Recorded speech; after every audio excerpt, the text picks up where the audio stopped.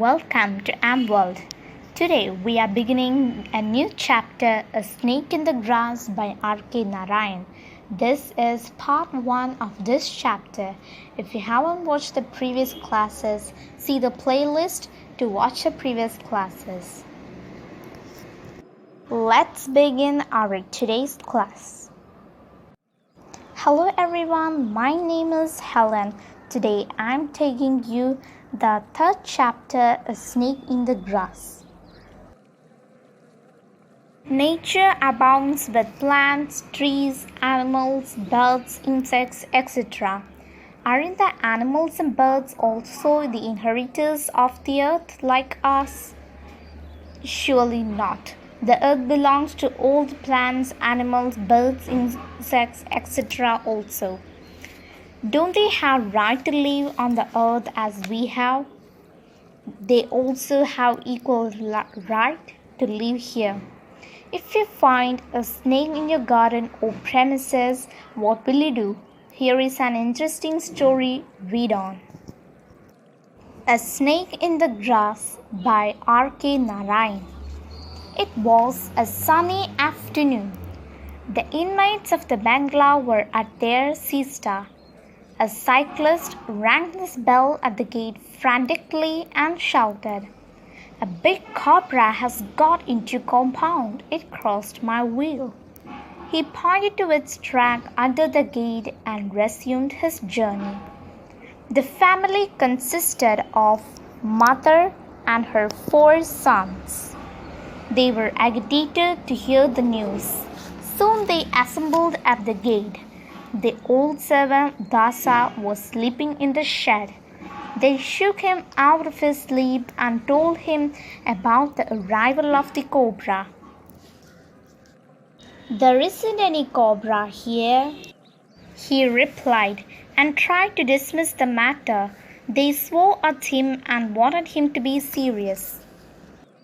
"The thing is somewhere here. If it is not to be found before the evening, we will dismiss you. You don't seem to care for the garden." Some neighbors dropped in. They looked accusingly at Dasa. "You have the laziest servants on earth," they said. "You ought to keep the surroundings tidy." "I have been asking for a grass cutter for months," Dasa said in one voice. They ordered him to manage with the available things and learn not to make demands. So I hope you understand this part of the story. Now let's look each paragraph detailed. The first paragraph, what does the poet say? Which time is poet described there? Yeah, afternoon. It's an afternoon time. And how was the weather? Yeah, the weather was sunny. It was a sunny afternoon. The inmates of the bungalow were at their siesta. So what do you mean by inmates? Yeah, inmates are people living together. So here the poet is telling about the people living together in a bungalow. The inmates of the bungalow were at their siesta. Siesta means a short sleep in the afternoon. So sometimes we'll take a short sleep in the afternoon. So we'll say we are taking siesta or they are taking siesta, like that. So the people living together in the bungalow were taking a short sleep in the afternoon. Suddenly, a cyclist rang his bell at the gate frantically and shouted, "A big cobra has got into compound. It crossed my wheel." So, who is a cyclist? Yeah, when we look outside, we'll notice some people who are traveling all the time and cycle. So, such people we'll call as cyclists. Also, we will call the peoples who are going for cycle competitions, we'll also call them as cyclists too. But here in this paragraph, the poet describes about a man who is traveling in a cycle. So he rang his bell at the gate of the bengalow's compound. And then what did he shouted? Yeah, he shouted that a big cobra has got into the bengalow's compound. How did he see that? Yeah, he saw it because it crossed his cycle's wheel. So that's why he rang his bell at the gate frantically and he shouted that a big cobra has got into the bengalow's compound. He saw it when the cobra crossed his cycle wheel.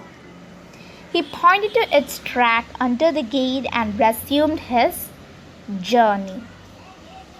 So he pointed the cobra's track under the gate and resumed his journey. Resumed means he continued his journey. Next paragraph. The family consisted of the mother and her 4 sons. So who are the members of that family? Yeah, mother and her 4 sons. They were greatly agitated to hear the news. What do you mean by agitated? Yeah, agitated means anxious. So the mother and her 4 sons were very anxious to hear the news. What was the news? Yeah, the news that cobra has got into their compound. Soon they assembled at the gate. Assembled means they reach. Soon they assembled at the gate. That means they reached near the gate. Their old servant Dasa was sleeping in the shed. So who is he? Yeah, who is Dasa? Yeah, Dasa is this family's old servant. So what was he doing? Yeah, he was just simply sleeping in the shed. They shook him out of his sleep and told him about the arrival of the cobra. So shook him out of his sleep. Shook means if we want to wake someone, we will shook him to wake him from his sleep. So like that, the mother's 4 sons shook him out of his sleep. So what was Dasa's reply when they told him about the arrival of the cobra? Yeah, he's telling that there isn't any cobra here. So what do you understand from here? Yeah, he's trying to dismiss the matter. Why? Yeah, he was just sleeping in the shed. He didn't saw anything else, but still he's saying that there isn't any cobra here. They swore at him and wanted him to be serious. So they told him that the cobra was somewhere in their compound, and if it is not to be found before the evening, they told him that they will dismiss Dasa. From this we understand that Dasa is not taking care of the garden. That's why the cobra entered into the compound. So the people are telling that the cobra entered because of Dasa don't seem to care for the garden. After that, as usual, some neighbors dropped in. Dropped means, yeah, arrived. Some neighbors dropped in. They looked accusingly at Dasa. They looked accusingly. What do you mean by accusingly? Accusingly means blamingly. Accusing, blamingly. So everyone started blaming at Dasa. You have the laziest servant on earth. They said you ought to keep the surroundings tidy. So what was Dasa's reply? Yeah, he is telling that he been asking for a grass cutter for months. By hearing it, everyone told him in one voice and ordered him to manage the available things and learn not to make demands.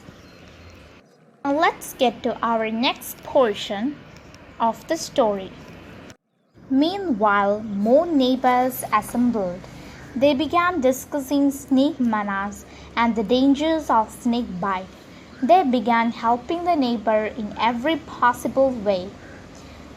They tucked up their dhotis, seized every available knife and crowbar, and began to hack the garden. Creepers, bushes, and lawns were laid low. What could not be trimmed was cut to the root.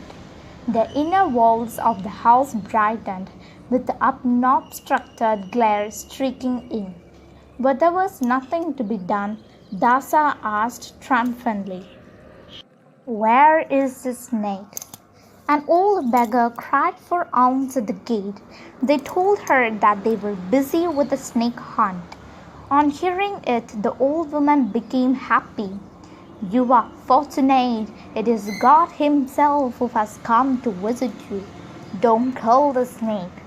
Mother was in hearty agreement. "You're right. I forgot all about the promised Abhishekam. This is the reminder." She gave a coin to the beggar, who promised to send a snake charmer as she went. Presently an old man appeared at the gate and announced himself as the snake charmer. They gathered around him. He spoke to them of his life and activities and his power over snakes. They asked admiringly, "How do you catch them?" Thus he said, pouncing upon an imaginary snake on the ground. They pointed at the direction in which the cobra had gone and asked him to go ahead. He looked helplessly and said, "If you show me the snake, I will catch it at once. Otherwise, what can I do?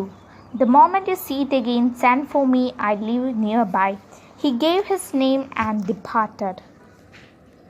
Meanwhile, more neighbors assembled. Assembled, we use the word assembled for people gathering together.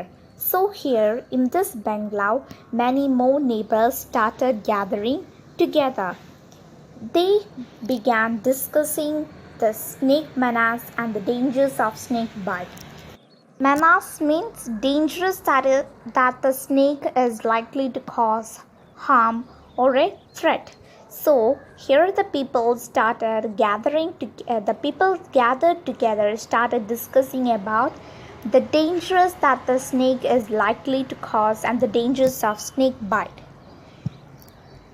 They began helping the neighbor in every possible way.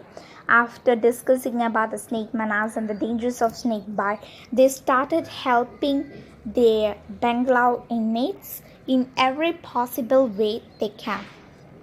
They tucked up their dhotis, seized every available knife and crowbar, and began to hack the garden.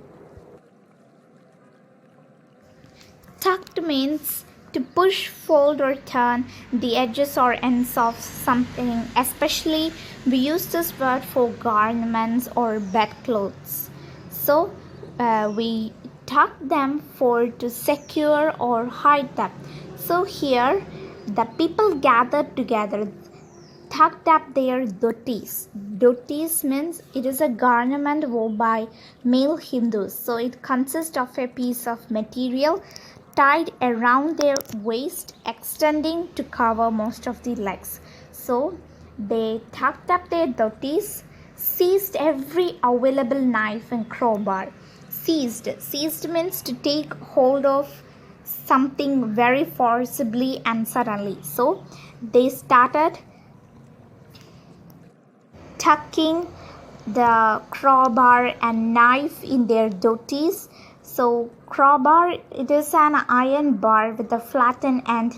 We mainly use it for lever.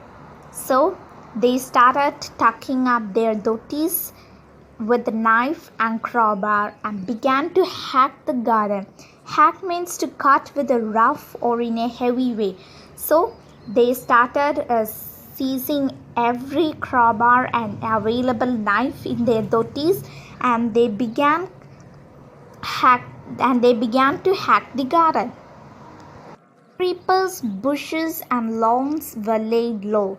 Creepers, bushes. So creepers, bushes, and lawns. What is lawns? Yeah, it is an area of short, regularly mown grass in the garden of a house or park. So they started to cut roughly the creepers, bushes, and lawns. What could not be trimmed was cut to the root. The inner walls of the house brightened with unobstructed glare streaking in. What could not be trimmed was cut to the root. The inner walls of the house brightened. So the inner walls of the bungalows started brightening with unobstructed glare streaking in. So unobstructed means to clear or empty. Here the poet mean by unobstructed is clear. Glare. Glare means to shine with a strong or dazzling light. Streaking means long thin lines of different color from their surroundings.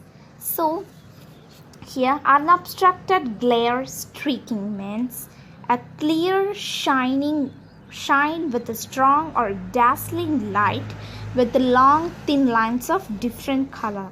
That is what the poet means by unobstructed glare streaking in. When there was nothing to be done, Dasa asked triumphantly, "Where is the snake?" So after that, old beggar cried for alms in the gate. Alms means money or food given to a poor people. So the beggar who came at the gate asked for money or food. They told her that they were busy with a snake hunt. On hearing it, the old woman became happy and said as a religious point of view that they are fortunate. It is God himself who has come to visit them, and she told them not to kill the snake. So when hearing this, the mother of the house was in hearty agreement. So fortunate means involving good luck. So the beggar told that they are involving in a good luck, and the snake that arrived is God himself that has come to visit the family. So after hearing this, the mother was in hearty agreement. Hearty agreement means showing that you feel strongly about something. So here the mother was feeling strongly agreement about what the beggar told them. So she told to the beggar that it was right, and she told the beggar that she forgot all about the promised abhishekam, and this is the reminder. From this, what do we understand? Yeah, the mother of the house is a strong believer in God. After that, she gave a coin to the beggar, and the beggar promised to send a snake charmer as she went. Presently, an old man appeared at the gate and announced himself as the snake charmer. So, who is snake charmer? Yeah, the man who catches snakes are called snake charmer. They gathered around him. He spoke to them of his life and activities and his power over snakes. They asked admiringly, "How do you catch them?" They asked admiringly. Admiringly means in a way that to show respect or warm approval. So they gave the snake charmer a respect and asked him how the snake charmer catches a snake. By hearing this question, the snake charmer said thus, and he pouncing upon an imaginary snake on the ground. He said pouncing upon an imaginary snake on the ground. Pouncing. Pouncing means spring forward suddenly so as to attack or seize or show someone something. So he said pouncing upon an imaginary snake on the ground. They pointed at the direction in which the cobra had gone and asked him to go ahead. He looked helplessly and said, "Why he looked helplessly? Yeah, if they show him the snake, he will catch. Otherwise, he cannot do anything.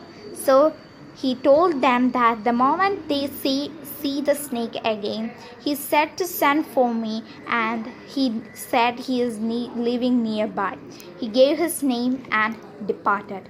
So he looked helplessly and said, "If you show me the snake, I will catch it at once. Otherwise, what can I do? The moment you see it again, send for me. I live nearby." He gave his name and departed. Departed means he went away. He gave his name and went away.